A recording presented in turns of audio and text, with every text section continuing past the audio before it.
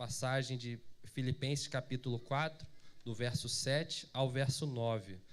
Vamos ler em uníssono. E a paz de Deus, que ultrapassa todo entendimento, guardará o vosso coração e os vossos pensamentos em Cristo Jesus. Quanto ao mais, irmãos, tudo que é verdadeiro, tudo que é honesto, tudo que é puro, tudo que é amável, tudo que é de boa fama, se há alguma virtude, se há algum louvor nisso, Pai, o que aprendeste, recebeste, ouviste e viste em mim, tudo isso praticai, e o Deus da paz estará convosco. Vamos entoar o hino de número 1 do cantor cristão, cujo nome é Antífona.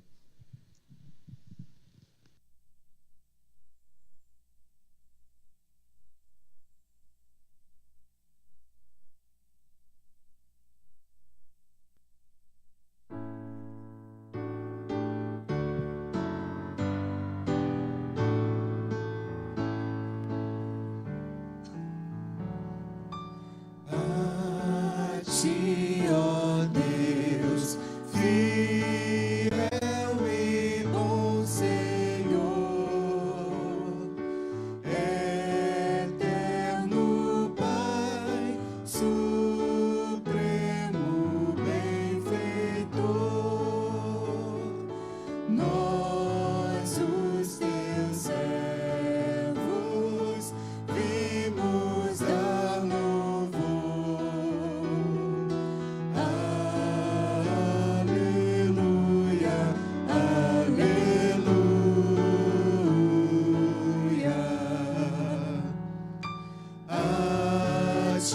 Deus Filho, Salvador Jesus, da graça fonte, da verdade a luz, por teu amor medido pela cruz. Aleluia, aleluia.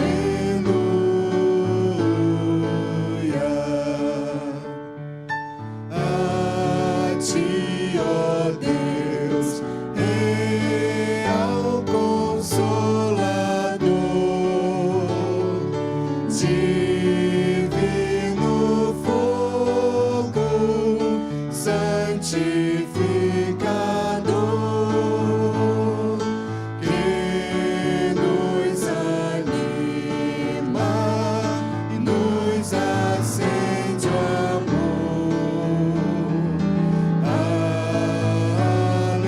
Aleluia, aleluia.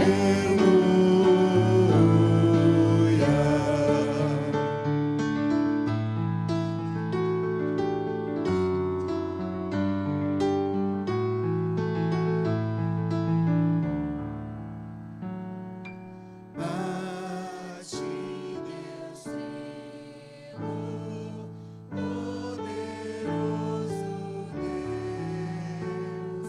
Deus, que estás presente sempre junto aos teus, a ministrar as bênçãos lá dos céus.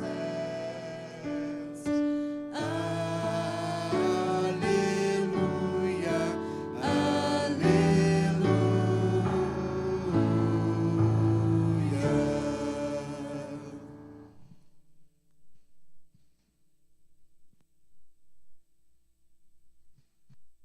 Os irmãos podem se sentar. E nesse momento do nosso culto, um momento de intercessão. E nós temos 3 pedidos de oração para estarmos orando nosso culto pela manhã. Nosso primeiro pedido de oração é pelas famílias da nossa igreja.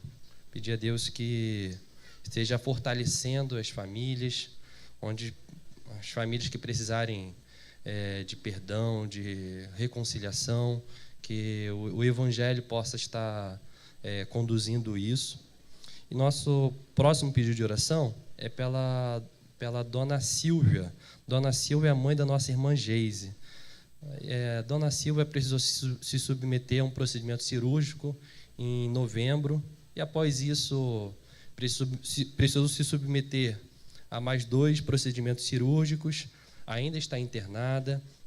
E a nossa irmã Geise, ela pede oração pela sua mãe, pois ainda não tem data para ela receber alta. E nosso outro pedido de oração é pela família do nosso pastor Fábio. Na última quinta-feira, eles perderam, o pastor Fábio perdeu seu tio Valci. Nós estávamos orando desde o início de dezembro pelo tio do nosso pastor Fábio, que tinha sofrido um AVC, e pelas complicações de muito tempo internado, acabou falecendo na última quinta-feira à noite.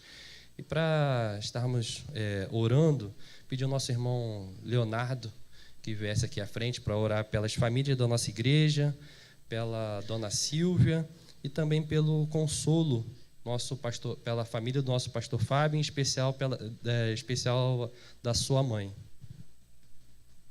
Bom dia, irmãos.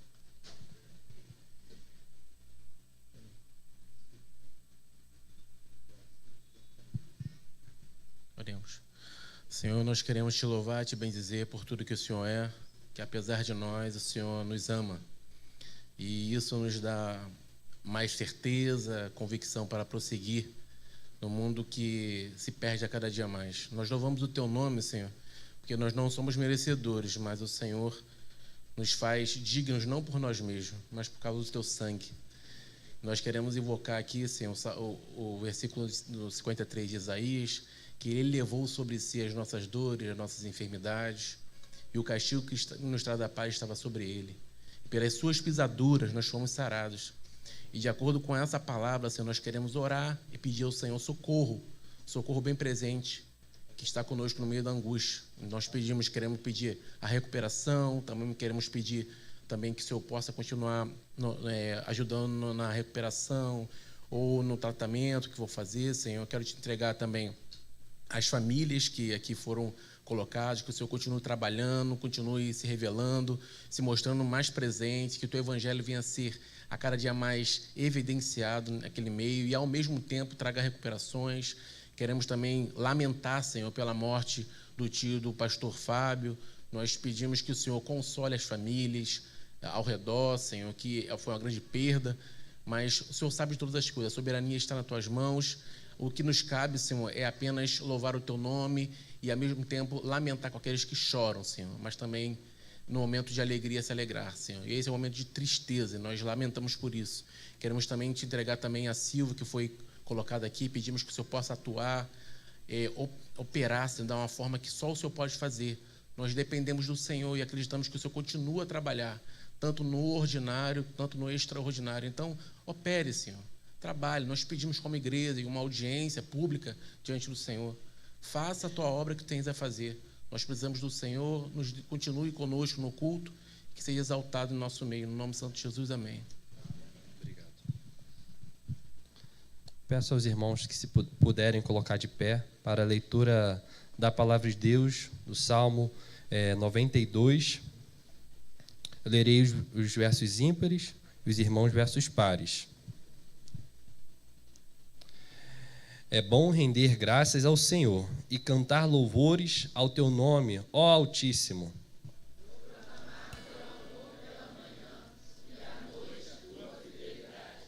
Com instrumentos de 10 cordas, com saltério e ao som solene da harpa.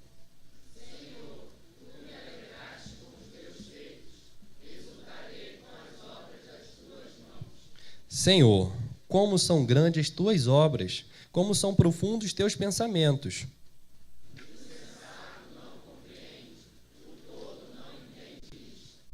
Os ímpios brotam como a erva e florescem todos que praticam o mal, para que sejam destruídos para sempre.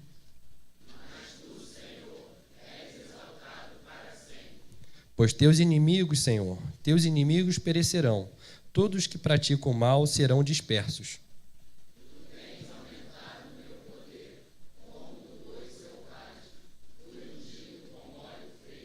Meus olhos já viram o que é feito do que me espreitam, e meus ouvidos já ouviram o que sucedeu aos malfeitores que se levantaram contra mim.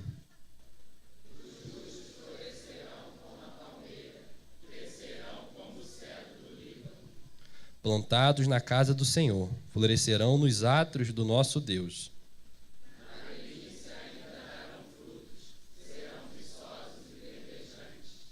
Para proclamar que o Senhor é justo. Ele é minha rocha, e nele não há injustiça. Amém? Vamos fazer como no Salmo, louvar e agradecer pelo tão grande amor do nosso Deus. Nesse momento também, é o momento dos nossos dízimos e ofertas para os irmãos que desejarem.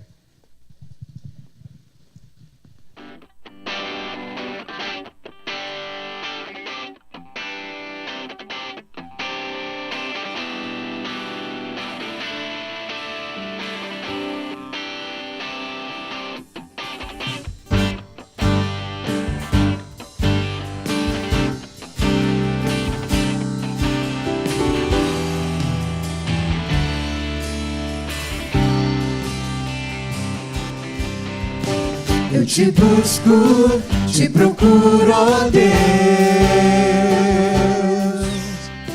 no silêncio tu estás. Eu te busco, toda hora espero em ti, revela-te a mim, conhecer-te eu quero mais. Te quero ouvir tua voz, Senhor, te quero mais. Quero tocar-te, tua face eu quero ver, Senhor, te quero mais. Prosseguindo para o alvo eu vou, a coroa conquistar. Vou entrando, nada pode me impedir, eu vou te seguir, conhecer-te eu quero mais. Senhor, te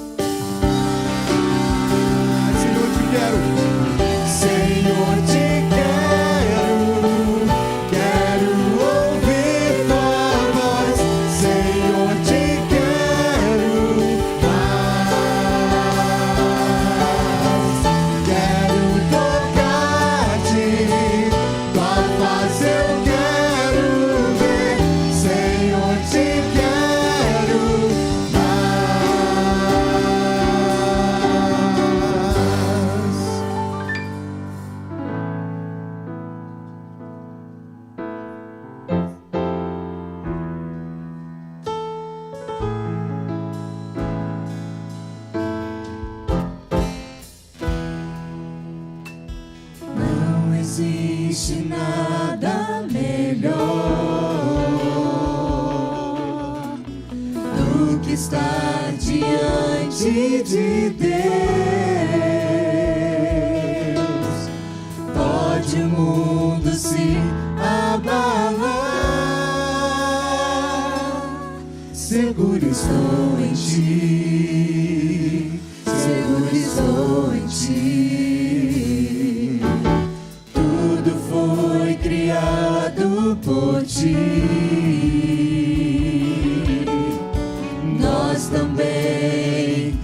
teu louvor. Quero sempre te exaltar, pois és fiel a mim, pois tu és fiel a mim. Bom é estar te servindo, com compromisso contigo. Nada vai nos separar do teu amor, Jesus.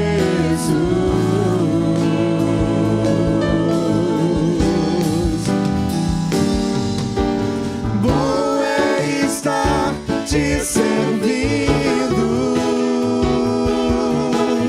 com compromisso contigo.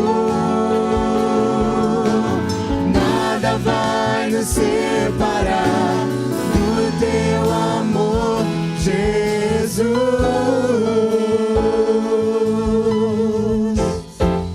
Não existe nada? Não existe nada melhor do que estar diante de Deus. Pode o mundo se abalar, seguro estou em ti, seguro estou em ti. Tudo foi criado por ti, nós também pra teu louvor. Quero sempre te exaltar,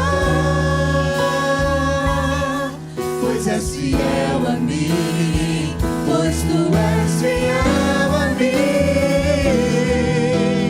Bom é estar te servindo, com compromisso contigo. Nada vai nos separar do teu amor, Jesus.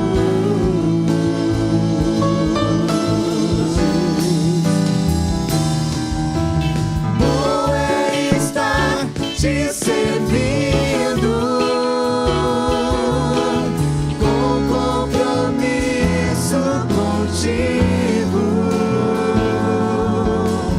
Nada vai nos separar do teu amor, Jesus.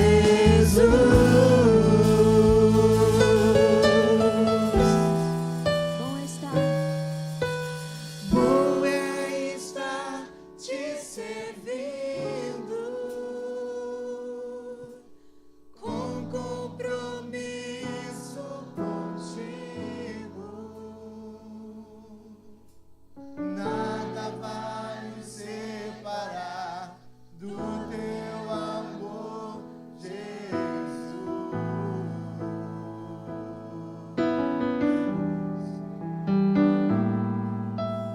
Bom é estar te servindo,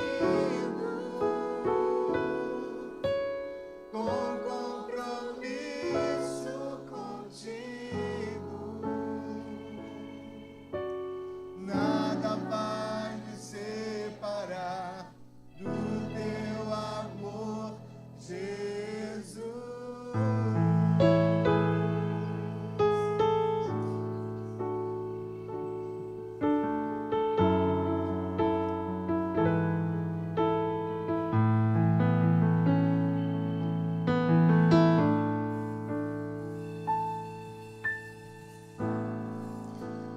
Perto quero estar,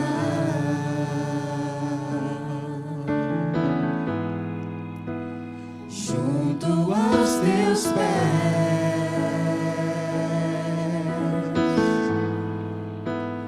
pois prazer maior não há que me render e te adorar.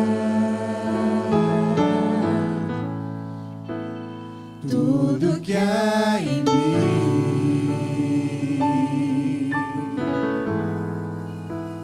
Quero te ofertar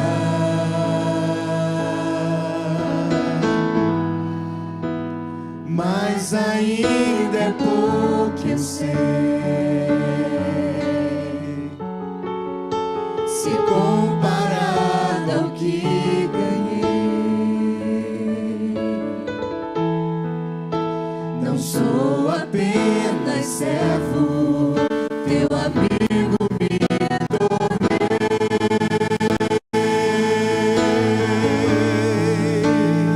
Te louvarei.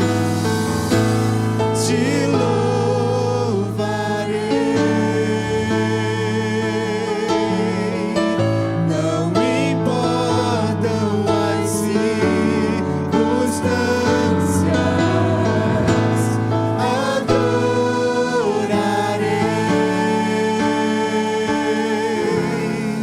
somente a ti, Jesus.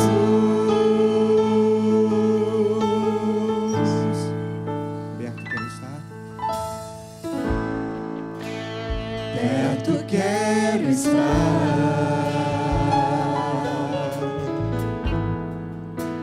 junto aos teus pés,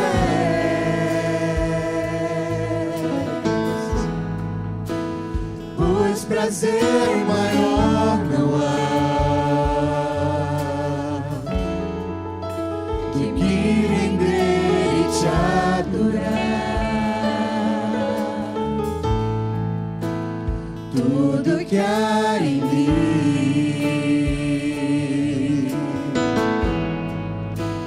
quero te ofertar,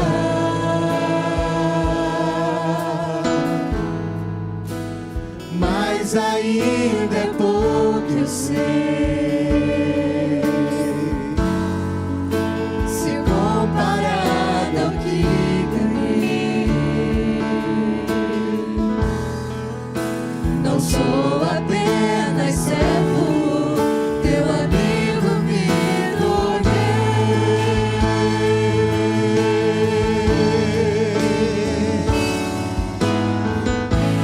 Te louvarei,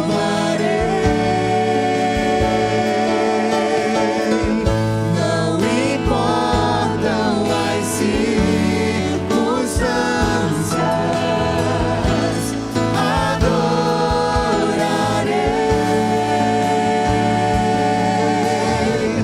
somente a ti, Jesus. Te louvarei,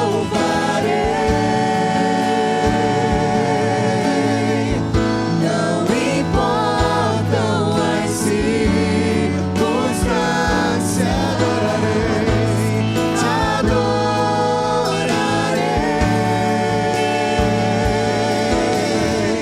somente a ti, Jesus. Somente a ti, Jesus. Somente a ti, Jesus.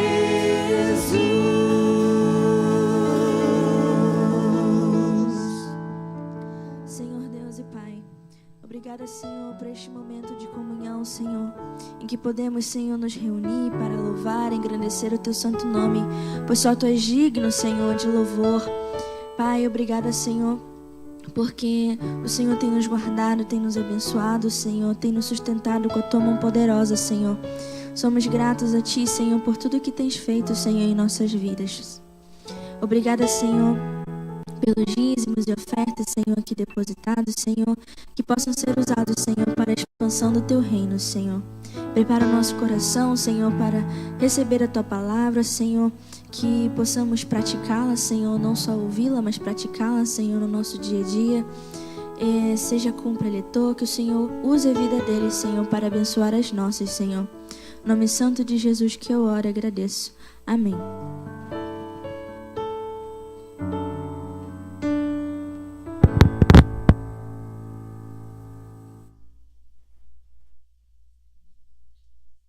E em irmandade. Em nome de Jesus nós oramos. Amém. Queridos, a hostilidade do mundo ao Evangelho e o papel dos verdadeiros cristãos. Essa é a temática da nossa manhã. A passagem se encontra em 2 Timóteo, capítulo 3, do versículo 10 ao versículo 14. Diz assim a palavra do Senhor: Tu, porém, tens observado a minha doutrina, procedimento, intenção, fé, paciência, amor, perseverança, minhas perseguições e aflições, que sofri em Antioquia, Icônio e Listra. Quantas perseguições suportei, e o Senhor me livrou de todas. Na verdade, todos os que querem viver uma vida piedosa em Cristo Jesus sofrerão perseguições. Mas os homens maus e impostores irão de mal a pior, enganando e sendo enganados. Tu, porém, permanece naquilo que aprendeste, e desde que foste inteirado, sabendo de quem o tens aprendido. Vamos ter mais um momento de oração? Pai, essa é a sua palavra lida. Pedimos que o Senhor, através dessa palavra, traga a nós consciências de pecados, que o Senhor traga a nós aplicações para as nossas vidas, transformações, Pai querido, de quadros e de vidas como cristãos. Que a Tua palavra venha ser um instrumento de transformação em nossas vidas, para louvor, honra e glória do Teu santo e glorioso nome. Que apesar das nossas limitações, tanto em falar como em ouvir, Teu Espírito Santo possa, de forma perfeita, trazer total compreensão, entendimento e aplicação dessa palavra para as nossas vidas. Nós oramos em nome de Jesus. Amém. Quando Paulo escreveu a carta que nós conhecemos como a segunda carta a Timóteo, sua situação havia mudado drasticamente em relação à primeira carta. Paulo era prisioneiro em Roma e encarava morte certa, conforme 2 Timóteo 4,6. Por motivos diversos, quase todos os colaboradores de Paulo em seu ministério haviam partido, e só Lucas estava com ele nesse momento, no cuidado diário, em visitas e também até em trabalho também de escrita, como foi o auxílio que ele recebeu nessa segunda carta a Timóteo. Diante desse período sombrio, Paulo escreve sua segunda carta ao seu filho na fé, Timóteo, possivelmente como as suas últimas palavras, ou palavras de despedida para com esse filho e para com esse discípulo também que ele possuía. Filho esse que, devido à sua juventude, havia tido um histórico recente de desânimo na fé. Um dos motivos que fez Paulo escrever sua primeira carta a Timóteo. Paulo apresenta nessa segunda carta sua preocupação com o sucesso ministerial de Timóteo, uma vez que Paulo acredita que essa podem ser as suas últimas palavras para com o seu filho. Uma vez que e quando eu falo eu falo de Timóteo, é Timóteo quem sucede posteriormente Paulo nas lideranças das igrejas e também na liderança do trabalho missionário que Paulo exercia. Ele aconselha a Timóteo, nesse capítulo em especial que nós estamos agora, o capítulo 3, que suas ações devem ser baseadas no conhecimento, para suportar os desafios da vida cristã nos últimos dias. Dias esses que são repletos de comportamentos, atitudes e caráter diferentes de todos os que são propostos aos filhos de Deus, aos servos do Senhor, nas Escrituras Sagradas. No início desse capítulo, do capítulo 3 em especial, Paulo nos apresenta 19 características que são consideradas como os princípios elementares desse mundo.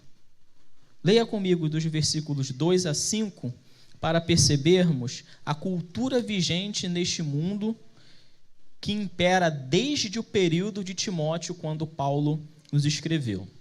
2 Timóteo, capítulo 3, a partir do versículo 2. Pois os homens amarão a si mesmos, serão gananciosos, arrogantes, presunçosos, blasfemos, desobedientes aos pais, ingratos, ímpios, sem afeição natural, incapazes de perdoar, caluniadores, descontrolados, cruéis, inimigos do bem, traidores, inconsequentes, orgulhosos, mais amigos dos prazeres do que amigos de Deus, com aparência de religiosidade, mas rejeitando-lhe o poder. Afasta-te também desses. 19 características são nos apresentadas como características que governam a mente e a cultura do mundo. E a gente percebe que essas características ainda estão presentes e fundamentam a cultura que nós lutamos contra, ou a cultura que luta contra os cristãos, tentando os oprimir. Primeira característica, vamos trazer para algumas palavras agora que são mais próximas da nossa realidade. Amarão a si mesmos, foi a primeira característica que Paulo apresentou. É o que a gente chama hoje de narcisista. Gananciosos, que não se incomodam em fazer o mal a outras pessoas para adquirir lucros. Arrogantes, aqueles que entendem que tudo que tem vem de si e não vem de Deus. Presunçosos, aquele que se acha o último biscoito do pacote, o cara, o todo-poderoso. Blasfemos, que deturpam e maldizem a palavra de Deus. Desobedientes aos pais, rebeldes, opositores a autoridades, pessoas que estão sob o espírito de Lúcifer. Ingratos, incapazes de reconhecer e agradecer os milagres ordinários e os milagres extraordinários que Deus realiza em nossas vidas. Ímpios, profanos, acreditam ser santos, mas estão mais sujos do que porcos em chiqueiros. A Bíblia, no Antigo Testamento, nos descreve esse tipo de pessoas como sepulcros caiados. Sem afeição natural, odiadores do próximo, incapazes de exercerem empatia por quem está ao seu redor. Incapazes de perdoar, pessoas extremamente amarguradas e que não conhecem o poder do perdão e muito menos o poder do arrependimento. 11ª característica, para a gente não perder a conta. Caluniadores, mentirosos, enganadores e acusadores de causas injustas. Descontrolados, amantes de seus próprios desejos, escravos do hedonismo, aqueles que aderiram para si a cultura e a filosofia do carpe diem. Cruéis, violentos, maquiavélicos, pessoas que normalizam o mal. Inimigos do bem, soldados do inferno que executam o mal e a injustiça contra a igreja e contra as pessoas que estão dentro das igrejas. Traidores, desleais, infiéis, discípulos de Judas Iscariotes, com seus irmãos e para com Deus. Inconsequentes, que agem sem pensar nas consequências dos seus atos. Orgulhosos, incapazes de aplicarem a bem-aventurança da humildade, do serviço e do bem-estar ou do bem maior para o outro ou para o próximo. A nossa sociedade hoje chama essas pessoas de não altruístas. 18º, mais amigos dos prazeres do que de Deus. Escravos do pecado, dos prazeres do corpo, joios que muitas vezes tentam modernizar a igreja, moldando o evangelho aos desejos da carne. Nós conhecemos esses hoje como hereges, que estão infiltrados dentro de muitos púlpitos, de muitas igrejas. 19º e último, com aparência de religiosidade. Fala uma coisa, mas faz outra. Ajuda na ação social uma vez por semana, mas nas outras 167 horas que existem na semana, nas demais horas, não faz. Este é o famoso faço o que eu digo, mas não faço o que eu faço. Quando se dizem crentes, são aqueles falsos que a Bíblia no Novo Testamento nos declara como fariseus, que exigem uma carga pesada de santidade, mas que estão condenados pela apostasia presente em suas próprias vidas. Meus irmãos, não são estes os princípios que também governam a nossa cultura e o nosso mundo hoje em dia? E não apenas no Brasil, mas também por todo o mundo?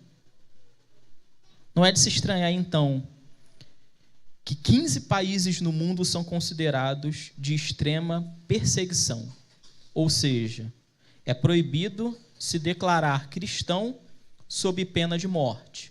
Alguns países, isso é constitucional, está na lei, cristão morre. Em outros países não está na lei, mas você sabe, pela convivência naquele lugar, que se descobrirem que você é cristão, você recebe como pena a morte. Estima-se que o país onde mais cresceu a perseguição no último ano foi a Síria.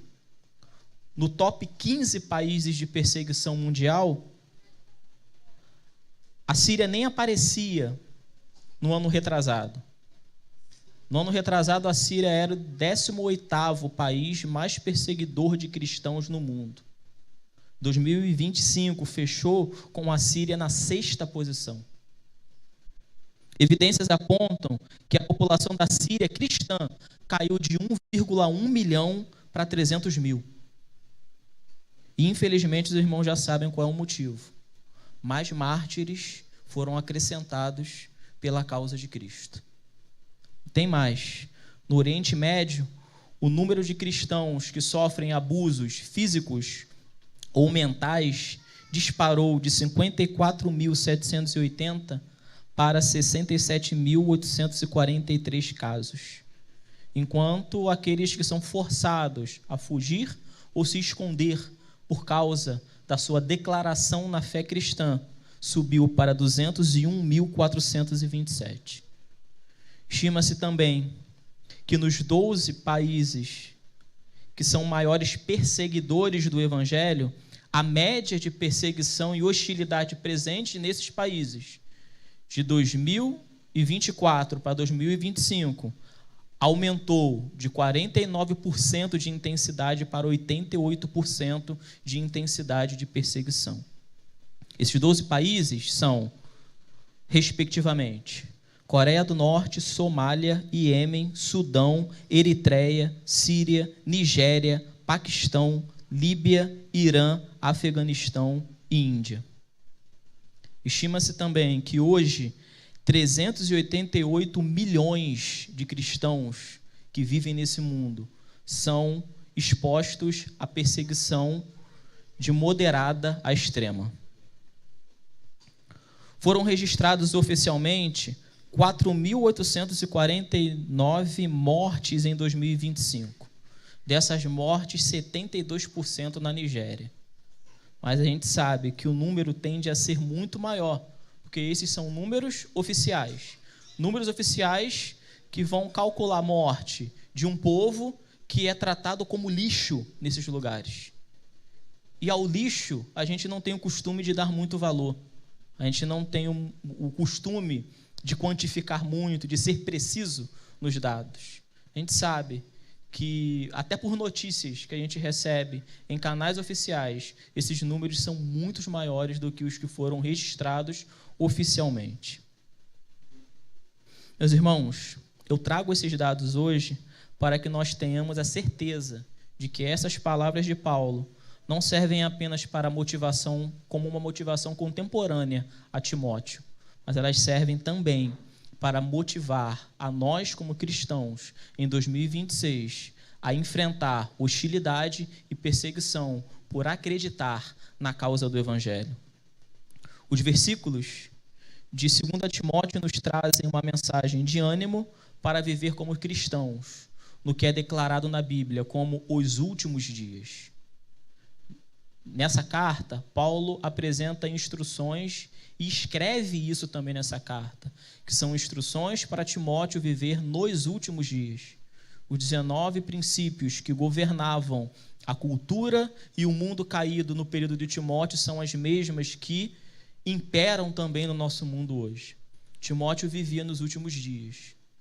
Quase 2000 anos depois, nós permanecemos nos últimos dias. Não sabemos por quanto tempo mais viveremos nos últimos dias.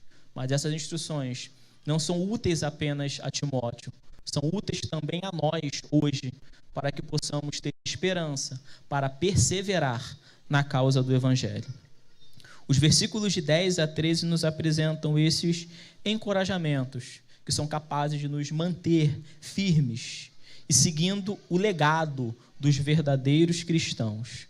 Seguir o legado que foi deixado a nós por Cristo, aos seus discípulos, aos pais da igreja, aos reformadores e a diversos outros irmãos que foram usados ao longo da história do cristianismo para trazer em tempos oportunos avivamento, retorno do seu povo às Sagradas Escrituras e aos princípios que o nosso Senhor deseja para nós como servos do Senhor. Nestes versículos, Paulo deixa de lado os falsos líderes que já existiam naquela época e foca em Timóteo, ou foca como assunto principal para Timóteo, como ele deveria ser um servo fiel a Deus. Nesses dias difíceis, estes versos mostram que é importante seguirmos os líderes certos, os líderes espirituais certos. Baseados nessa introdução, gostaria de pensar com os irmãos algumas características que estão presentes na vida de verdadeiros cristãos, que constituem os motivos de hostilidade e perseguição de países e pessoas perseguidoras da causa do Evangelho. Características estas que nos tornam uma verdadeira liderança cristã, ou seja, que vivem, cristãos genuínos, que vivem e propagam e testemunham do verdadeiro Evangelho. Os verdadeiros cristãos, eles têm, em primeiro lugar, uma vida transparente para todos. Não há sigilos e não há nada escondido na vida de um verdadeiro cristão. Segundo, ensinam a verdadeira doutrina.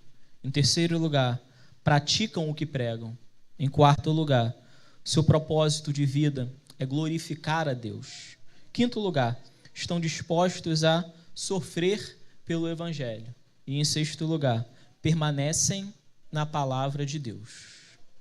Em primeiro lugar, os verdadeiros cristãos têm sua vida transparente para todos. 2 Timóteo, capítulo 3, versículo 10, começa nos dizendo: Tu, porém, tens observado a minha doutrina. Paulo não tinha coisa alguma a esconder. Além dele ter dito isso em Atos 26, versículo 4, a Agripa, vamos ler juntos? Atos 26, versículo 4. Pois desde a juventude a minha vida é conhecida entre o meu povo e por todos os judeus em Jerusalém. Além dele ter dito isso a Agripa, em Atos, Timóteo e todos os que seguiam Paulo e viam, eram testemunhas de seu ministério, além de todo o colegiado de apóstolos, que já tinham ciência do testemunho de Paulo, todos eram testemunha do zelo que Paulo tinha para com o seu ministério apostólico, a ele oferecido pelo Senhor, enquanto ele estava no caminho de Damasco, não com o objetivo de adorar ao Senhor, mas com o objetivo de perseguir e matar cristãos. Era nítida a transformação de Paulo, de príncipe do judaísmo a escravo de Cristo. E isso ficou evidenciado não apenas para as pessoas que viviam juntos com Paulo, mas também pela tradição histórica e principalmente pela narrativa bíblica. Paulo sai de perseguidor a perseguido, e toda a evolução de sua caminhada é clara e evidente e transparente para todas as pessoas. Como, por exemplo, a separação de Barnabé na segunda viagem missionária, uma vez que Barnabé desejava levar João Marcos, seu primo, para a missão. Apesar dessa discordância devido ao afastamento desse jovem por temer a perseguição do evangelho, em Atos capítulo 15, e a gente está falando aqui de uma discordância de Paulo com Barnabé por uma experiência anterior. Bem jovenzinho, João Marcos tremeu de medo e disse: não vou, com medo de morrer. Passou um tempinho, João Marcos agora entendeu de fato o evangelho, mais maduro, queria servir e tinha consciência que, se preciso fosse, ele morreria pela causa. Mas Paulo bateu o pé, e bateu o pé com Barnabé, e se separou. Posteriormente, nessa mesma carta, se a gente virar uma página, no capítulo 4, Paulo começa a dar algumas instruções para Timóteo, pede para ele trazer algumas coisas, traz a capa, traz os livros, os rolos, e traga também Marcos, porque ele é muito útil. Então, aquele que era considerado, há um tempo atrás, inútil, que Paulo brigou afirmando ser inútil, Deus transforma a vida de Paulo, e inclusive alguns comportamentos que poderiam ser diferentes de Paulo, que não são escondidos na Bíblia, também não são escondidos também e são bem evidentes na vida de todos os irmãos que os cercavam. Assim como Paulo, um cristão, deve ter uma vida transparente, seus testemunhos claros e evidentes, apontando e demonstrando, em primeiro lugar, a transformação da sua vida trazida pelo Evangelho. Em segundo lugar, testemunho de carta viva, isto é, não ser apenas aquele que fala sobre a palavra de Deus, mas aquele que também vive a palavra de Deus. Em terceiro, ser aquele que prega a palavra em condições favoráveis ou condições desfavoráveis, como é o caso de muitos irmãos nossos que vivem hoje em situação de perseguição.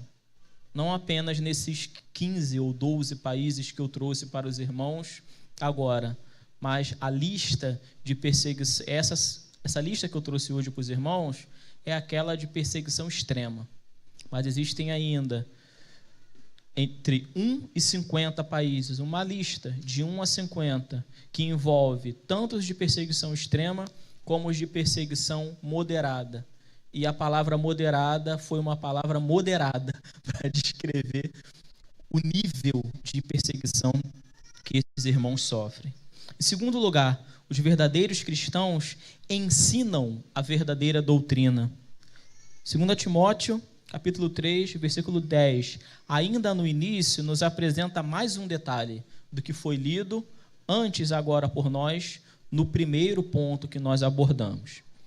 2 Timóteo 3,10 diz, no início, tu, porém, tens observado a minha doutrina. Minha doutrina também pode ser traduzido aqui para meu ensinamento. Me parece aqui que Paulo faz questão de mostrar a Timóteo que ele se refere a uma fé genuína pautada no verdadeiro evangelho de Cristo. Em outras palavras, o que Paulo quer dizer, por mais carismático que seja um pregador, se ele não pregar a verdade ou a verdadeira palavra de Deus, ele não merece o nosso apoio, não merece nossa credibilidade e muito menos o nosso respeito. Hoje em dia, devido àqueles 19 aspectos que foram citados lá no início da nossa mensagem, que pautam o mundo caído e afundado em pecados, muitos pseudo-pastores têm pregado um falso evangelho condizente a estes 19 aspectos que governam esse mundo. Um evangelho individualista e egocêntrico, presunçoso e blasfemo, ingrato e ímpio. Em resumo, a mistura de psicologia no lugar de teologia, motivação para o sucesso no lugar da cruz de Cristo, culto a personalidades, honra a líderes, a falsos pastores, no lugar da adoração ao único e verdadeiro Deus, ao único que é digno de toda a honra, de toda a glória e de todo o louvor. Cultos onde se ler um pedaço da Bíblia, saem desse pedaço da Bíblia, se esquecem desse pedaço da Bíblia e nunca mais retornam ao texto que foi lido. Paulo nos instrui que verdadeiros cristãos ensinam a verdadeira doutrina, ensinam princípios verdadeiros da Bíblia Sagrada. Em terceiro lugar, verdadeiros cristãos praticam o que pregam. 2 Timóteo 3,10, vamos continuar em mais um pedacinho do versículo. Tu, porém, tens observado minha doutrina e procedimento. Próxima palavra que aparece depois de doutrina é procedimento. O procedimento, o modo de vida que Paulo tinha, corroborava para a sua mensagem. Em aplicações práticas, Paulo não pregava sacrifícios vivendo uma vida de luxo. Nós sabemos que nós não somos proibidos de termos coisas boas. Não somos proibidos de, através do nosso trabalho, do nosso suor, do nosso trabalho honesto, conquistarmos bens, conquistarmos uma vida confortável, conforto para nós. Paulo disse que sabia viver no pouco e sabia viver no muito. Paulo teve ali os seus momentos de vida confortável, talvez próxima do luxo, ou talvez até no luxo por um tempo. Isso não é condenável. Condenável aqui, que eu estou querendo dizer, é um falso sacrifício. Falsas lágrimas de sofrimento financeiro na televisão, enquanto a gente vê líderes que se dizem cristãos viajarem em helicópteros para as suas fazendas com milhares de cabeças de gado.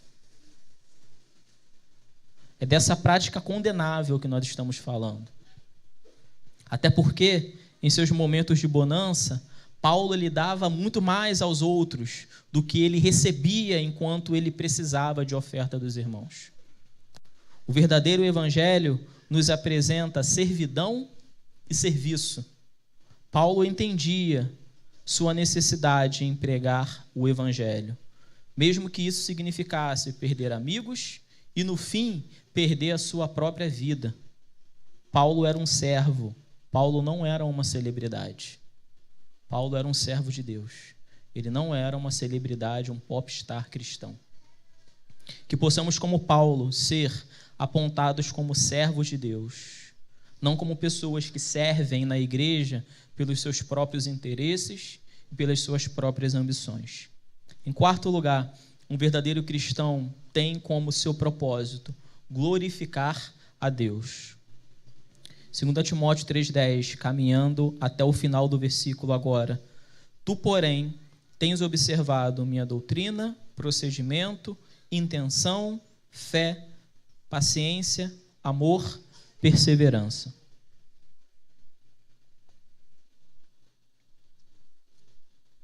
As narrativas bíblicas não nos deixam dúvida a respeito das intenções de Paulo.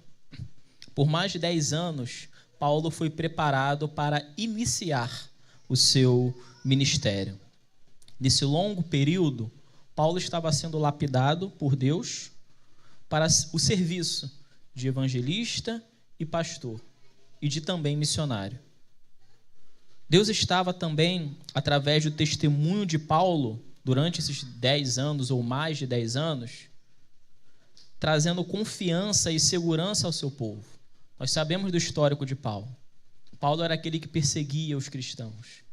E assim que Paulo se diz convertido ao Senhor, muitos cristãos duvidaram dessa conversão, pensando que Paulo estava se infiltrando para exterminar e acabar de uma vez por todas com os cristãos.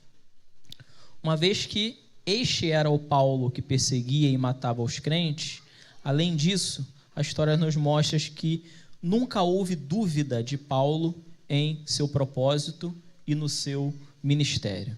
Ele desejava fazer a vontade de Deus e cumprir com o propósito ao qual o Senhor o incumbiu.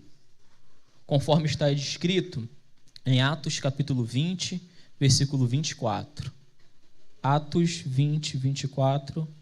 Os irmãos podem ler?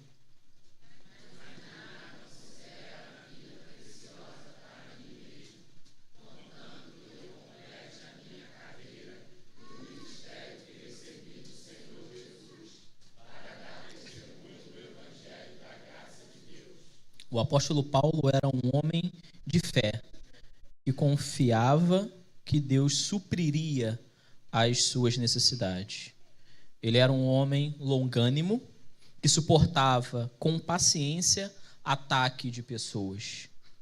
Quantas vezes Paulo não foi apedrejado, espancado, preso em um lugar e depois continuou a pregar o evangelho nesse mesmo lugar? Seja através dos seus próprios lábios, ou seja através de missionários enviados por ele para pregar o evangelho para esse povo, ou estes povos que tanto careciam da palavra de Deus.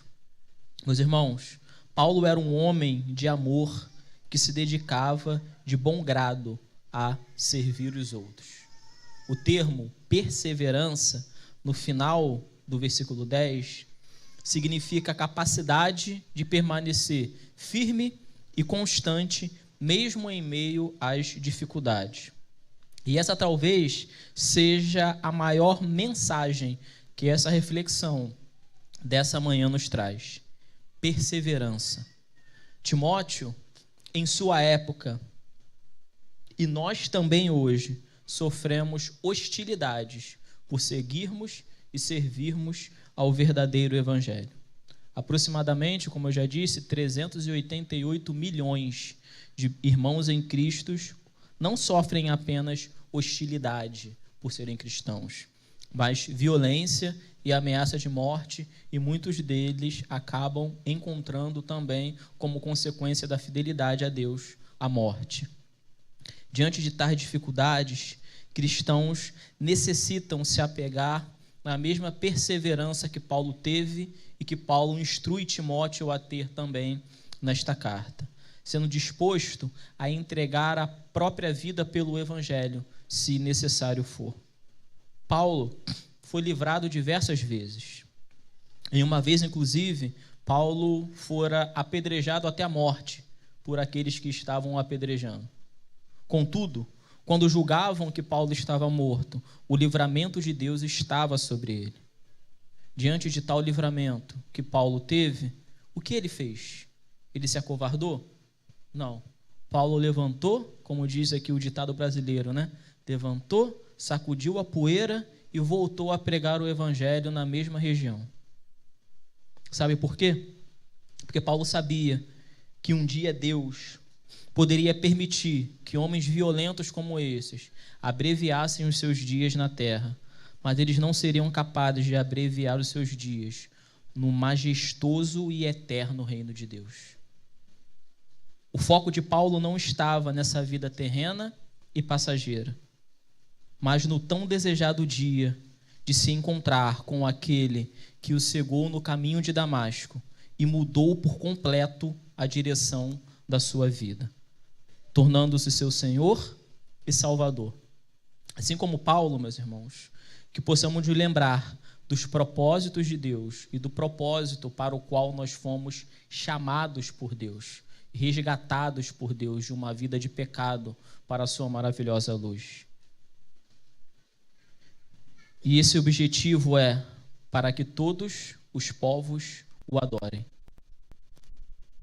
Que de forma perseverante possamos vencer as hostilidades que esse mundo caído imputa a nós, como cristãos, como seguidores de Cristo e do verdadeiro evangelho, em meio a um mundo que jaz no maligno. Em quinto lugar, um verdadeiro cristão está disposto a sofrer pelo evangelho. 2 Timóteo 3,10. Tu, porém, tens observado a minha minha doutrina, procedimento, intenção, fé, paciência, amor, perseverança. Versículo 11. Minhas perseguições e aflições que sofri em Antioquia, Icônio e Listra. Quantas perseguições suportei e o Senhor me livrou de todas. Na verdade, todos os que querem viver uma vida piedosa em Cristo Jesus sofrerão perseguições. Nestes 3 versículos, Paulo nos apresenta suas perseguições por causa do Evangelho. Em nenhum momento da história cristã, o povo de Deus, os cristãos, passou, na verdade, por uma vida aquém de perseguição. Eu sei que muitos falsos pastores têm pregado hoje o Evangelho sem sacrifício e sem perseguições. Contudo, meus irmãos, se somos cristãos verdadeiros, seremos perseguidos. Pastores que estão na tela da Plim Plim, os irmãos sabem, porque agora a emissora não deixa mais falar o nome dela, não. E como está gravado, a gente fala Plim Plim, que aí os irmãos já sabem quem é, pegaram a referência, né? São pastores que às vezes vão lá na Plim Plim, levando uma mensagem ecumênica, uma mensagem de um Deus que aprova todas as formas de amor ou todas as formas de adoração.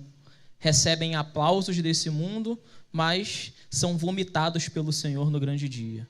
E não é o Paulo que está dizendo isso. Apocalipse, capítulo 3, dos versículos 15 a 17, vão nos falar isso. E nós vamos ler também esses versículos nessa manhã. Apocalipse 3, 15, está na tela já. Conheço tuas obras, sei que não és frio nem quente, antes fosses frio ou quente. Assim, porque tu és morno e não és quente nem frio, estou a ponto de vomitar-te da minha boca. Porque tu dizes, sou rico, tenho prosperado e nada me falta, mas não sabes que és infeliz, miserável, pobre, cego e nu. Meus irmãos, eu fico imaginando como Paulo se sairia se fosse avaliado hoje nos conceitos de liderança cristã das igrejas brasileiras. É bem provável que Paulo fosse reprovado. Certamente ele não seria aplaudido. Ou dificilmente seria chamado para levar uma palavra de esperança, uma palavra franca, que eles dizem, né? No show da virada. Me pergunto também se ele seria aceito, se ele se candidatasse em alguma agência missionária hoje em dia. Porque Paulo era doente, pobre, e não se preocupava em agradar os outros, e muito menos em agradar aos ricos. Quando eu falo rico, não estou falando apenas de questões financeiras, mas eu estou falando do contrário da humildade apresentado pela bem-aventurança. Contudo, Paulo agradou a Cristo, a ponto de se tornar o maior missionário da história. O missionário que trouxe em sua época o evangelho a gentios como nós. Se hoje nós estamos aqui reunidos, é porque Deus, no período dos apóstolos, levantou um 12º que veio fora do tempo, fora da convivência com Cristo aqui nessa terra, mas com o objetivo de levar o evangelho a gentios. Por isso nós estamos aqui hoje. Somos legado do ministério de Paulo. Um verdadeiro cristão como Paulo está disposto a sofrer pelo evangelho, se preciso for. Em sexto lugar, um verdadeiro cristão permanece na palavra de Deus. 2 Timóteo, capítulo 3, versículo 14, diz: Tu, porém, permanece naquilo que aprendeste e de que foste inteirado, sabendo de quem os tens aprendido. A única maneira de derrotar as mentiras de Satanás é por meio da verdade de Deus. Assim diz a palavra do Senhor. Essa é a resposta conclusiva para todas as controvérsias. E não só afirmar, assim diz a palavra do Senhor, mas mostrar também na palavra o que essa palavra do Senhor diz a respeito de princípios falsos que vêm sido pregados em muitos lugares que se dizem púlpitos de igreja. A cada dia que passa, homens perversos e enganadores lançam um novo e falso evangelho. Tu, porém, permaneça naquilo que aprendeste na palavra de Deus. Essa é a instrução que essa passagem nos traz hoje também. Cristãos verdadeiros são imbuídos da palavra de Deus. Imbuído é uma palavra que pode ser novidade para muitos. Imbuído significa, de acordo com o dicionário da língua portuguesa, impregnado, mergulhado ou saturado em alguma coisa. Gosto da utilização da palavra saturado para essa aplicação. Não com a perspectiva de cansaço excessivo, mas com o significado de alimentação farta. Para vivermos em um mundo hostil ao Evangelho, cumprindo o papel de um verdadeiro cristão, faz-se necessário a capacidade de perseverar. E essa perseverança é alcançada apenas por pessoas biblicamente saturadas, pessoas biblicamente imbuídas. Fruto isso de púlpitos biblicamente saturados, resultando em uma igreja biblicamente saturada. Somente com a fartura de alimento na palavra é que nós somos capazes de perseverar. Podemos tirar, meus irmãos, dessa palavra pelo menos duas conclusões, então. A primeira, o mundo é hostil ao verdadeiro evangelho. Não espere por aplausos por viver em conformidade com a Bíblia. Não espere a aprovação de pessoas que não vivem em conformidade com o evangelho. Da mesma forma que um cristão verdadeiro é biblicamente saturado, um não cristão também está totalmente saturado daqueles 19 princípios que governam a cultura de um mundo caído e um mundo que jaz no maligno. Para nos lembrar, essas 19 características são narcisismo, ganância, arrogância, presunção, blasfêmia, desobediência, ingratidão, impiedade, falta de afeição natural, incapacidade de perdoar, calúnia, descontrole, crueldade, inimizade, traição, inconsequência, orgulho, hedonismo, amor aos prazeres e aparência de religiosidade. Em segundo lugar, o cristão só é capaz de cumprir integralmente o seu papel quando ele é perseverante. Nas palavras de John Piper, ao comentar 2 Timóteo capítulo 3, a palavra de Deus é a vacina contra a hostilidade ao cristianismo. E digo mais, ela é a vacina para o principado desse mundo, que através de uma cultura caída tenta desanimar, desviar e alterar as bases do verdadeiro evangelho, na tentativa de tornar nula a obra de Cristo na cruz do Calvário. Contudo, Paulo nos apresenta uma vacina para essa artimanha: nos tornarmos cristãos biblicamente saturados, totalmente preenchidos pela palavra de Deus, perseverantes na palavra, pregadores e propagadores do evangelho da graça, do verdadeiro evangelho, seja em liberdade ou seja em prisões, com portas abertas ou em situações e locais de perseguição. Que a palavra de Deus possa ser propagada para que todos os povos o adorem. Nas palavras de Spurgeon, o cristão ou ele é um missionário ou ele é um impostor.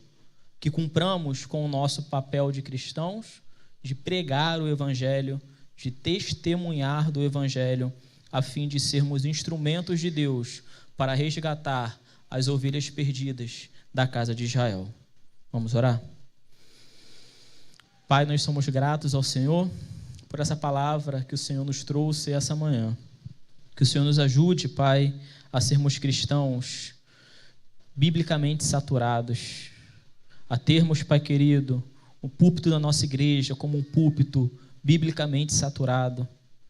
E que possamos, Pai querido, nos transformar num ajuntamento, numa igreja biblicamente saturada, para que o Teu Evangelho venha a ser propagado aqui em Mesquita, no Rio de Janeiro, no Brasil, até os confins da terra.